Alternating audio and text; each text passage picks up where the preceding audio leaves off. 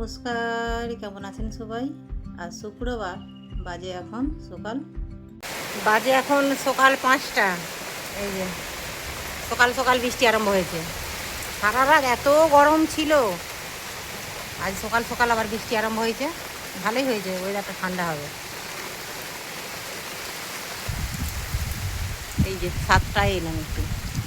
এই কদিন প্রচণ্ড রোদ গরম, আর আজকে সকাল সকাল মোটামুটি আবহাওয়াটা একদম সুন্দর হয়ে গেল। চলুন, ওইদিকে আবার ধান সিদ্ধ হবে, বৃষ্টি থামলেই ধান সিদ্ধ বসাতে হবে। এত গরম ছিল, ভালোই হয়েছে। সারা রাত প্রচণ্ড গরম ছিল, আর প্রায় 4-5 বার কারেন্টও চলে গেছে।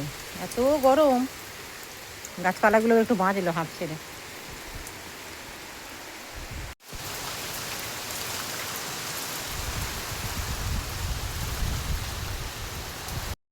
এই যে গোপালবাবু এখন স্কুল বেরিয়েছে, বৃষ্টি থেমে গেছে, মেঘলা আছে। বাবু আম পেকেছে রে, তুই পারবি না? আমি পারবো, দাঁড়া দেখি পেকেছে কিনা। হাত খোলাবে, পেরে নে। হলুদ হয়ে গেছে, পেরে নে, নাহলে টুস করে কখন পড়ে যাবে আর পাবিনি। ওইটা সে আম মানে অনেকগুলো থোকাতে আছে তো, ওই জন্য এরকম দাগ হয়ে যায়। না, পেকে গেছে। এসে খাবি? ওই যে ওই সেইখানটায় যে আমটা ছিল দেখিয়েছিলাম, ওটা কবে পড়ে গেছে, মানে কাল থেকে আর দেখতে পাইনি। এখন শুভকে ডাকছে। শুভ মনে হয় যাবে নি, তুই চল যা। আমটা বোঁখা থেকে পড়ে গেছে, জলে পড়লেও পাইনি আমটা, হয়তো জলে পড়েছে কি কিংবা কেউ গুড়ি নিয়েছে।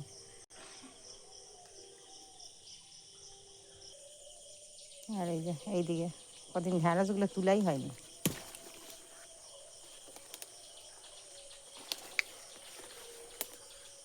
ঢ্যাঁড়স একদিন না তুললে পুরো হয়ে যায়। এই একটা, এইটাও একটা হয়েছে। একটা,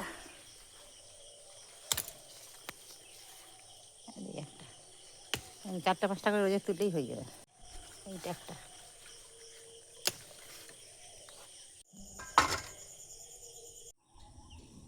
এই যে ধান সিদ্ধ হয়ে ধানগুলো সব ছাদে তুলেছি। আকাশও পরিষ্কার, মেঘও পরিষ্কার। ধানগুলো এখন মিলবো, মিলে তারপরে স্নান টান করে পুজো করে বাড়ির কাজকর্ম সারবো। আর একটা, আজকে হচ্ছে যে বিশ্ব বাংলা দিবস। বিশ্ব বাংলা দিবসে গাছে লাগায় অনেকে। আমি এই যে দুটি জাম নিয়েছি, এই জাম দুটি হচ্ছে যে চারা বসাবো এই দুটি জাম থেকে। আর ওই যে জাম গাছটা দেখুন, পুরো কালো হয়ে জাম পেকেছে একদম। গাছটা তো পুকুর ধারে একদম, মানে গাছটা আস্তে আস্তে পুকুরের দিকে হেলে যাচ্ছে। হয়তো এমনও হতে পারে কোনো দিন হয়তো ঝড়ে হয়তো উল্টে গেল, কিংবা কাটতে হতে পারে। সেই থেকেই আগে থেকে এই যে প্রস্তুতি নিয়েছি। এই জাম দুটি এখন চারা বসাবো। এই চারা দুটি যখন বড় হবে আবার নির্দিষ্ট জায়গায় লাগানো হবে। এই যে এই দুটো টব নিয়েছি, দুটো টবে বসাবো।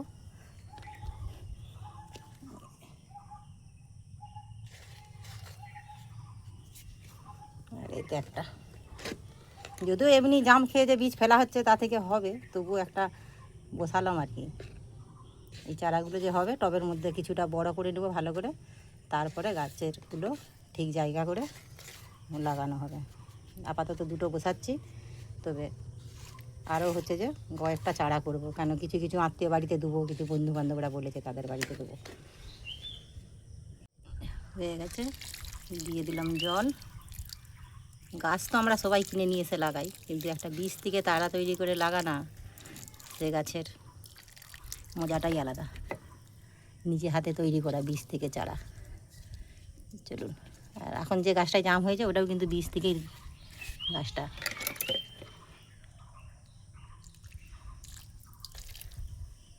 হয়ে গেছে লাগানো। নিচে মাছ এসেছে, চলুন দেখি কি মাছ এসেছে। এখান থেকে নিয়ে নেবো, আর বাজার যাবো নি। কি মাছ আছে দেখি? লাল টেকের আছে, হ্যাঁ, বড় রুই আছে, আর আর ফ্রেশ নোনা ঘুষো আছে। নোনা ঘুষো কত করে? নোনা ঘুষো 300-100 টাকা। আর এইগুলো? ওইগুলো 150 টাকা কেজি। 150 টাকা কেজি? মানুষ, ও, আমি গরিব মানুষ বলে আমাকে কম দামে দেবে? 160। 160? আচ্ছা, ভালো ঠিক হবে। আছে। এই রুই তো প্রতিদিনই খাচ্ছি প্রায়। দিয়ে দাও, ওই মাছ একটা দিয়ে দাও, ছোটো দেখে দিও। এই সাইডটা ছোট হবে।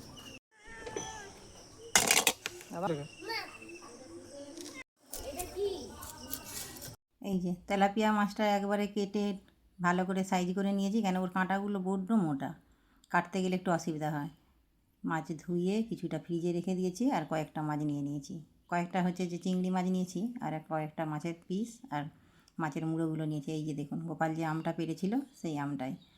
আমটা বেশ ভারী সুন্দর মিষ্টি। স্কুল থেকে এসেই আগে হচ্ছে যে আমটা খেতে লেগেছে। চলুন দেখি এক টুকরো খেয়ে দেখি কেমন মিষ্টি। এই গাছের আমটা হচ্ছে যে পাকা এই বছর প্রথম খাওয়া হচ্ছে। আগের বার পেকেছিল, একটাই হয়েছিল প্রথম, সেটা তো পাখিতে খেয়ে নিয়েছিল, সেটা আর খাওয়া হয়নি, টেস্ট করা হয়নি। এবছর এই আমটা প্রথম টেস্ট করে খেয়ে দেখা হচ্ছে। নারায়ণ দেখি কেমন মিষ্টি। প্রচণ্ড মিষ্টি আমটা, গাছের আম খুব সুন্দর মিষ্টি। কিরে ভালো। ও পুরো ঘেমে গেছে, স্কুল থেকে এসেই একবারে আম। একটু হাওয়ায় বস, পাকার হাওয়ায় আমটা খেয়ে বসে স্নান করে নে। চলুন, ওইদিকে তার গোপাল আম খাচ্ছে, খাক, ওকে আম খেয়ে একটু পাখার হাওয়ায় বসে স্নান করতে বলে দিয়েছি। এদিকে আমি রান্না বসিয়ে দিয়েছি। আজকে করবো মাছের ঝাল। মাছের ঝালটা একটু পেঁয়াজ, সরষে, পোস্ত আর জিরে বেটে করবো। আর ওইদিকে করবো একটু ভেন্ডির তরকারি, চিংড়ি মাছটা দিয়ে। চিংড়ি মাছ দিয়ে ভেন্ডি তরকারিটা করলে ভালো লাগে। ওই মশলা, বাটা মশলাটা একই মশলা ভাজবো, একই মশলা ভেজে দুটো তরকারি করে নেবো। ওদিকে ধানটাও আবার ছাতে মিলা আছে। আজকে হচ্ছে যে একটু মেঘলা মেঘলা করেছে। মেঘটা পরিষ্কার আছে ঠিকই, মাঝে মাঝে রোদরা বেরাচ্ছে, মাঝে মাঝে আবার মেঘে আবার রোদরা ঢাকা পড়ে যাচ্ছে। চলুন, ছাতে একবার ধান, নিচে এসে রান্না। ওই একটু দেরি হয়ে গেল আজকে রান্না বসাতে। ওই মাঝে মাঝে একবার গিয়ে ধানগুলো একটু উল্টে পাল্টে মেলে দিচ্ছি। তবে আজকে যা রোদের অবস্থা, মনে হয় না ধানটা একটু শুকনো হবে বলে। ওই হাওয়া লেগে যতটা যা হয় সেটাই ভালো। এদিকে হয়ে গেছে মাছের ঝাল। এবার বসিয়ে দিয়েছি ভেন্ডি তরকারি। গাছের কয়েকটা ভেন্ডি আজকে তুললাম, আর কিছু ভেন্ডি কিনা হয়েছে। ভেন্ডিগুলো বেশ ভারী সুন্দর, নরম একদম। এই ভেন্ডি দিয়ে চিংড়ি মাছের তরকারিটা করলে এটা দিয়েই ভাত খাওয়া যায়। আজকে এই দুটো তরকারি করবো, তবে খুব বেশি ঝোল বা হচ্ছে যে রোসা রোসা হবে না, একদম একটু শুকনো শুকনো টাইপেরই হবে। এই যে একদম দিয়ে দিলাম হচ্ছে যে সমস্ত সবজি দিয়ে মশলাকে একটু ভালো করে কষিয়ে নিয়ে চিংড়ি মাছ এবার একটু ঢাকা দিয়ে দিই। তারপর হচ্ছে যে একটু লাস্টে শেষে সম্বর দিয়ে দেবো। হয়ে গেছে। সম্বুরার মধ্যে দিয়ে দিলাম তেজপাতা, ওইদিকে কাঁচা পাকা লঙ্কা আর একটু পাঁচফোড়ন, আর এই যে সম্বরটা দিয়েই ঢাকা দিয়ে দিয়েছি। তেলটা এতটা ছিটকায়, সেই ভেতরেই যাতে তেলটা থাকে সেই জন্যই ঢাকা দিয়ে। এদিকে রান্না রেডি। চলুন খাওয়া দাওয়া সেরে নিই। খাওয়া দাওয়া সেরে আজকে বিকেলে এই কিছুটা জাম পারবো, কেন জামগুলো এত পেকেছে পাখিতে টুস টুস করে ফেলে দিচ্ছে। আর জাম পাড়ার জন্য গোপাল একটা লোগা বানিয়ে দিবে বলেছে। দেখা যাক কীরকম ধরনের লোগা বানায়, আগেও বানিয়েছিল। এই যে আজকে এইগুলোই পেরেছি, 2-3 দিন পাড়া হয়েছে, বেশি নেই আর। এইগুলোই পেরেছি, আবার পাকুক পাড়া হবে।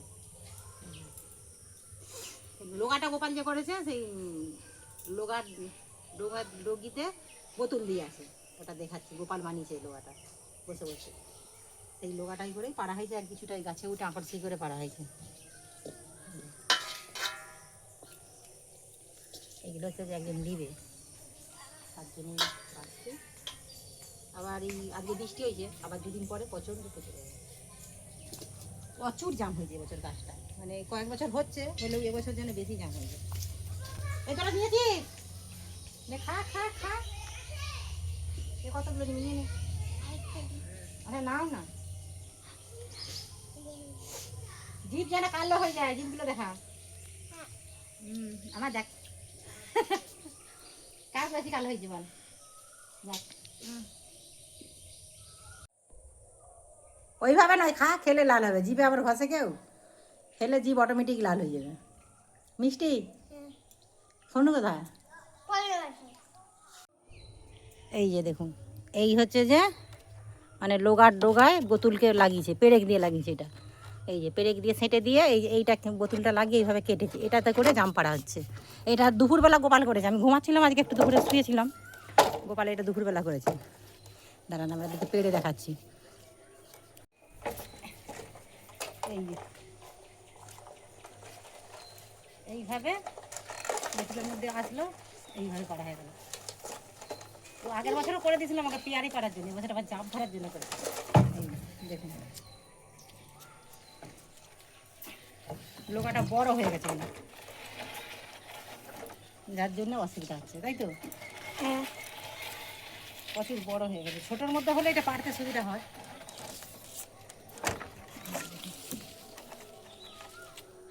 এইভাবে থোকাকে থোকা এইভাবে পাড়া হয়ে যায়।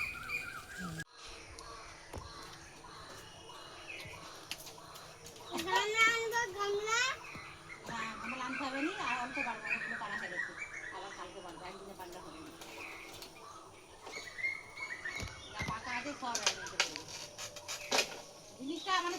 ভালো করেছে তুমি।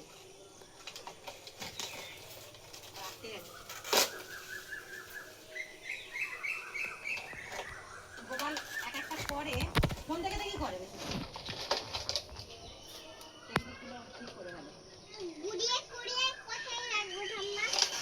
এই তো এখানটায় রাখো, এখানটায় রাখো। এই যে দেখুন, এখানে দেখুন কতগুলো আবার হয়েছে। কোথায় রাখবো ঠাম্মা? এই যে এই না, তুমি হাতে ধরে রাখো। হ্যাঁ, আরো আছে। এটা পেয়ারা পাড়তেও ভালো গাছে, পেয়ারা পাড়তে, যে কোনো গাছের ফল এইভাবে পাড়তে বেশ ভালো সুবিধা হবে ডোকাটা। একটু ভাতটা চলুন আজকে এই পর্যন্তই থাক, আর পারবো নি, যা আছে এগুলোই থাক। ভিতরে ঢুকি আবার ওতে রাখিস নিস। দেখি কিরকম জিভ লাল হয়েছে। এরা এখন জাম খেয়ে জিভ লাল করেছে দুজনে। গোপাল টিউশন গেছে পড়তে, প্রথমেই পেরে ওকে গোটা কতক দিয়ে দিয়েছি, ওর টিউশন স্যারের জন্য নিয়ে গেছে। একদিন দিয়েছিল স্যারকে, আবার ওদের স্যার বলেছে আরেকদিন খাওয়াতে। চলুন এইগুলো তোরা দুজনে খেয়ে নে, দুজনে দুজন অমন করে না, ভাইকে দাদাকে দাও। চলুন তাহলে ভিডিওটা এখানেই শেষ করছি। কেমন লাগলো অবশ্যই জানাবেন। আপনারা সুস্থ থাকবেন, সাবধানে থাকবেন। দেখা হবে অন্য কোনো ভিডিওর সাথে। আর যদি ভালো লাগে একটা লাইক করে দেবেন।